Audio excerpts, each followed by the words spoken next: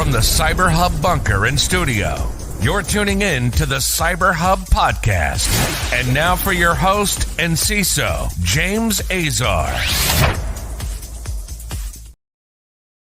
Good morning, security gang. Welcome to another episode of the CyberHub Podcast, Tuesday, March 21st, 2023. A packed, busy show today. So much to talk about, including multiple data breaches being reported, a bunch of news around DDoS that I'm sure are going to keep us all thinking that this problem, will it or is it ever going to go away? And finally, a new kill chain and a 2022 look back at all the 0 days we've encountered as practitioners. So all of that on this morning's show, including a brand new episode of CISO Talk later today with my good friend Olivia Rose, and I've got a special about 20-30 second preview of that episode to share with y'all here. We'll do a coffee cup cheers. We'll go through a few stories. I'll then share that CISO Talk episode just so you guys get a preview of the awesome episode we recorded together. And we'll continue the show. So bear with us. Good morning to everyone tuning in live on Facebook, LinkedIn, YouTube, Twitter, and Twitch. Go make sure to subscribe. Find us on your favorite podcast listening platform. Give us a 5-star rating. We do appreciate it. And here we go, gang. Let me grab my double espresso. Coffee cup cheers.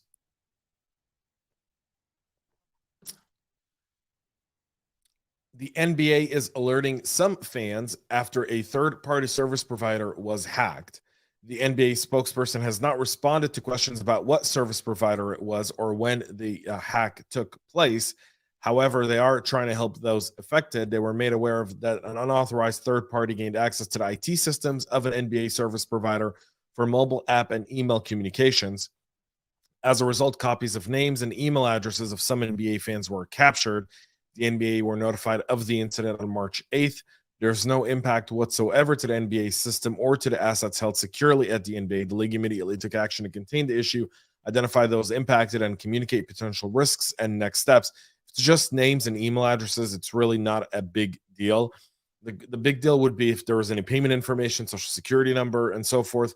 Obviously, they can phish these people and pretend to be from the NBA. So communicating to them this issue and letting them know is critical.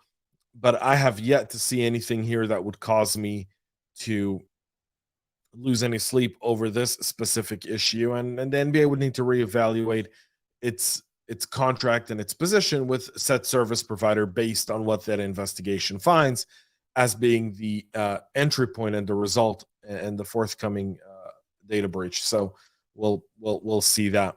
Ferrari is also disclosing that they too are going through a data breach. This after they've received a ransom demand. Ferrari has disclosed a data breach following a ransom demand, which was received after attackers gained access to some of the company's IT systems.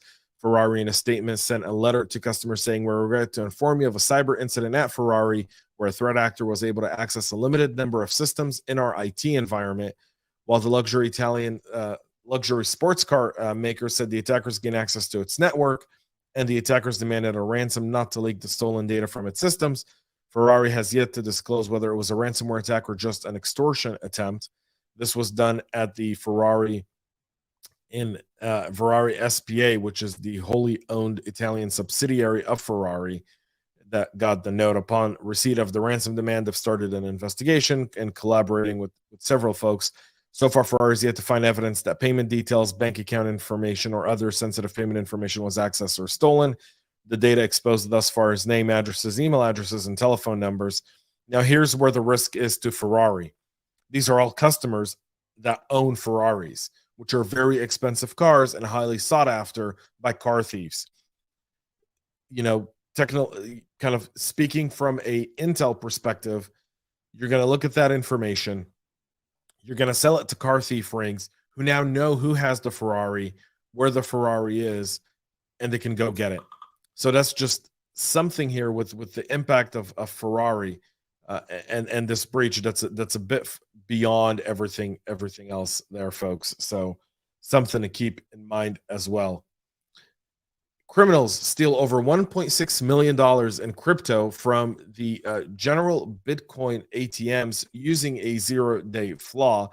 The General Bytes, Bitcoin ATM maker General Bytes has disclosed that an unidentified threat actor stole cryptocurrency from hot wallets by exploiting a zero-day security flaw in its software. The attacker was able to upload his own Java application remotely via the master service interface used by the terminals to upload videos and run it as a BATM user privilege, the company said.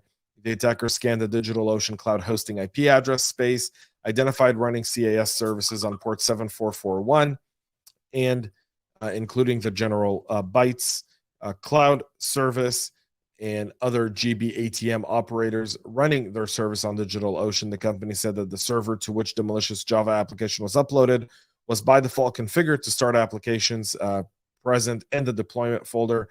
In doing so, the attacker allowed the threat actor to access the database, read and decrypt API keys used to access funds in hot wallets and exchanges, send funds from the wallets, download username, password hashes, and turn off two-factor authentication, and even access terminal event logs. It also warned that its own cloud service, as well as other operators' standalone servers, were infiltrated as a result of the incident, prompting the company to shutter the service altogether. About 56 bitcoins were taken, around $1.5 million there, $36,000 in Ethereum, and about $96,000 in Litecoin were all taken from the ATM, and this happened to be in August of last year. So we'll see how this kind of boils in terms of trust in crypto. That's definitely there. So later today, we air a brand new episode of CISO Talk, and I'm hosting the magnificent, amazing Olivia Rose on the show. We've pre-recorded this episode, obviously, like I do most CISO Talk podcasts. They're not live shows like this one. And I just want to give you a 20-second preview for those watching. We sing. We literally sing. And so here Olivia's on the hot seat, and well, I'll just let this do its thing. This episode will be live at 1 p.m. Eastern today on your favorite platforms, so go check it out. Here it is. The Tel Aviv song, "You're my beauty." No, I'm your beauty. You're Oh my my beauty. God, Welcome to. you're my beauty. I'm your beast. Welcome to Tel Aviv. Ya Habibi. Tel Aviv. Ya Habibi, Tel Aviv. תסתכל כמה לירדים מסביב. Hi, כל לילה וואי. Someone That tuned into song the is the CISO Talk best. podcast and they got Omer Adam. So that's this episode of CISO Talk with Olivia Rose. A lot of fun. Go check it out today, 1 p.m. Eastern, live here on LinkedIn, YouTube, Facebook, Twitter, and Twitch. You can also find it on your favorite podcast listening platform. We sung in Hebrew. That's right. But we talked a lot about leadership as well in the show. We covered a whole slew of topics, from neurodiversity in the workforce to going from a CISO to a vCISO, kind of is the grass greener on the other side. So tune in, an awesome episode. We'll continue today's show with this. The Mirai criminal gang is using Golang to create a bigger, badder DDoS botnet.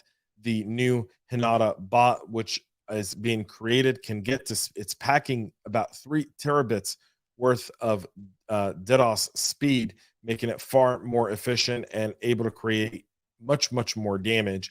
Mirai being one of the notorious botnets in circulation since the mid-2010s, it uses IoT devices like routers and cameras to hit targets with massive amounts of traffic to distribute denial of service attacks. Some of them, its most notorious attacks, were against the French technology firm OVH, the government of Liberia, and DNS provider DIN, an attack that touched websites like Twitter, Reddit, GitHub, CNN, and a whole lot more. A new report from Akamai notes that the Hinata bot has only been in deployment since mid-January. Despite that, according to initial tests, it packs an order of magnitude more powerful than its predecessor, reaching more than 3 terabytes of traffic flow. In its heyday, the Mirai botnet managed to flood its victims with hundreds of gigabytes per second, up to 623 gigabits for the Krebs on security website, and nearly one essentially terabits against OVH, as noted before. So DDoS is obviously making a comeback. They're choosing Golang for a whole slew of reasons, and you can read the whole write-up in the show notes. You should check that out. And then the ShellBot DDoS malware is now targeting poorly managed Linux SSH servers. Now, those ShellBot, who's also known as PearlBot, is a DDoS bot malware developed in Perl and characteristically uses the IRC protocol to communicate with the CNC server. ShellBot is installed on servers that have weak credentials, but only after threat actors make use of a scanner malware to identify systems that have SSH port 22 open. You want to make sure that port is shut down if you don't need it. And if you do need it, you want to monitor it heavily. This specific DDoS attack exfiltrates harvested information as well as the DDoS attack. So another thread coming from DDoS: set your front yard on fire and come in through the back door. That's what ShellBot does, and it's taking advantage of weak credentials. Again, mitigate it using the port, shutting down port 22. Criminals mostly targeted Microsoft, Google, and Apple ZeroDays in 2022. Criminals continue to target zero-day vulnerabilities and malicious campaigns. Researchers are reporting that 55 zero-days were actively exploited last year, many targeting Microsoft, Google, and Apple products. In fact, most of the vulnerabilities, 53 out of 55, enabled the attackers to either gain elevated privileges or perform remote code execution on vulnerable devices. Zero-day vulnerabilities are security weaknesses in software products that are publicly disclosed or exploited before a developer knows about it or releases a fix. They are considered extremely valuable for hackers because exploiting them is easy and stealthy, since there's no protection measures or specific monitoring to track and stop the attacks. According to Mandiant, if you take a look, China and North Korea are predominantly responsible for many of the cyber espionage campaigns, while China, Russia, and cybercrime gangs were after the financial gain, with 4 additional type of zero-days being behind the financial gain in total. In 2021, threat actors exploited 80 zero-days, so that number is significantly down from year over year. Of the 55, we see CVEs that are being taken advantage of, and kind of the impact there, including the Sophos Firewall, Cisco iOS, Trend Micro, SolarWinds, Zoho Manage Engine, Application Delivery and Load Balancer, and Fortinet 40 OS. And if you look at zero-day by vendors, Microsoft leads the way with 18, Google with 10, Apple with 9, and then Fortinet, Mozilla, Sophos, Trend Micro, and Zimbra each with 2. Adobe, Atlassian, Cisco, Mitel, SolarWinds, Zoho, QNAP, and Citrix each respectively with 1 zero-day being actively exploited last year. Keep your eye on those. Meta has now come up and unveiled a new 10-phase kill chain model that it believes is more inclusive and more effective than the existing one from Lockheed Martin in 2011.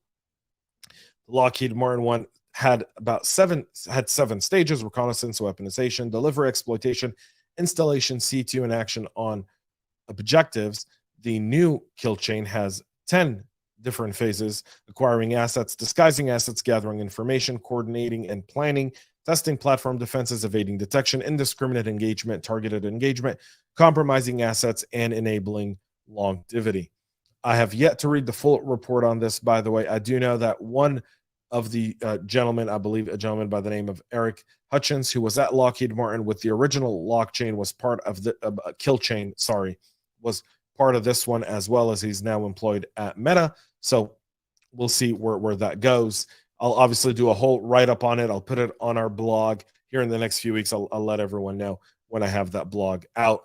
I'll have a blog out tomorrow on the FBI IC3 report and some of the hidden numbers behind it, and what does it mean, and what can we all do to address the $10.3 billion worth of cybercrime affecting Americans that affected Americans in 2022, and could we potentially put a dent in that number? That blog post will be out later today. The CISO Talk podcast with Olivia Rose. You guys, if you just tuned in, you missed that preview, go and check it out.